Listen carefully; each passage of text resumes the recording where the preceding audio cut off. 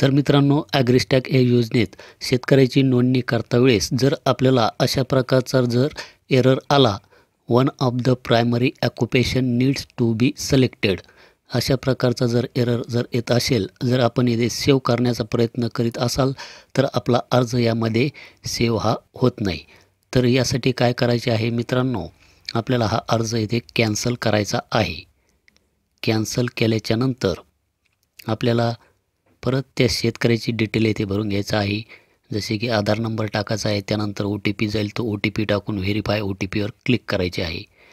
त्यानंतर आपल्याला ही जी काही शेतकऱ्याची डिटेल्स आहे ही डिटेल्स यामध्ये भरून घ्यायची आहे.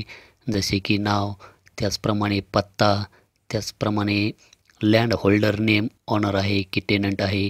त्यानंतर आपणास येथे फेच लँड डिटेल्स यामध्ये क्लिक करून जमिनीची माहिती यामध्ये भरून घ्यायची आहे. यामध्ये विलेज, त्याचप्रमाणे जो काही सर्वे नंबर असेल तो सर्वे नंबर टाकायचा आहे. सर्वे नंबर टाकल्याच्यानंतर आपणास येथे सबमिट या बटनावर क्लिक करायचे आहे. त्यानंतर आपणास त्या शेतकऱ्याचे नाव यामध्ये शोधायचे आहे. ते नाव यामध्ये सिलेक्ट करून घ्यायचे आहे.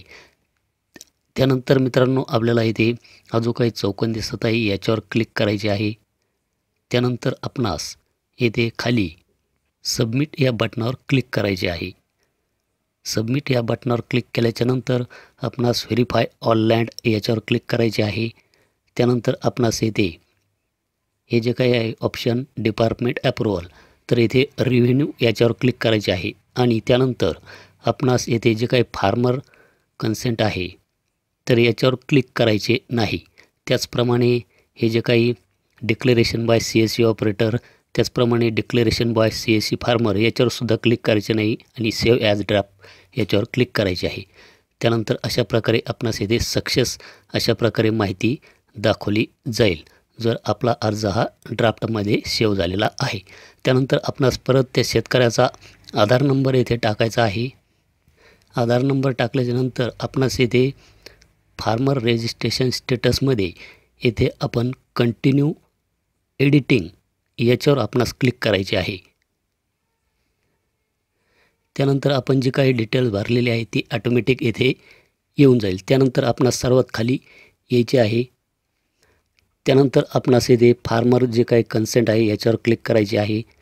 त्याचप्रमाणे हे जे काही declaration bye CSC operator, declaration bye CSC farmer याच्यावर क्लिक करून आपणास सेव्ह या बटनावर क्लिक करायचे आहे. त्यानंतर फार्मर कन्सेंट ई-साईन, त्यानंतर इथे OTP ऑप्शन निवडायचे आहे आणि प्रोसीड टू ई-साईन याच्यावर क्लिक करायचे आहे.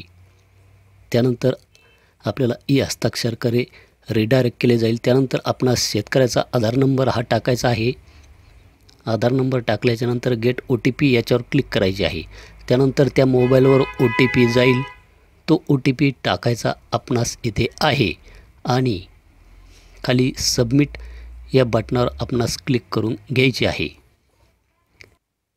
त्यानंतर मित्रांनो, आपण येथे पाहू शकतात की येथे रजिस्ट्रेशन हे सक्सेसफुल झालेले आहे. तर अशा प्रकारे मित्रांनो, आपल्याला जर अशा प्रकारचा एरर जर आला तर तो एरर आपण अशा प्रकारे यामध्ये सॉल्व करू शकता. तर मित्रांनो, यासाठी मी ऑलरेडी एक व्हिडिओ बनवलेला आहे. तर यामध्ये आपण फार्मरची जी काही डिटेल्स आहे, यामध्ये शेतकऱ्याची नोंदणी ही कशा पद्धतीनं करायची त्याचा व्हिडिओची लिंक आपणास खाली डिस्क्रिप्शन बॉक्समध्ये दिलेली आहे. तो व्हिडिओ आपण एकदा पाहून घ्या. तर मित्रांनो, अशा प्रकारे आपण हा जो काही एरर आहे हा एरर यामध्ये अशा प्रकारे दूर करू शकता.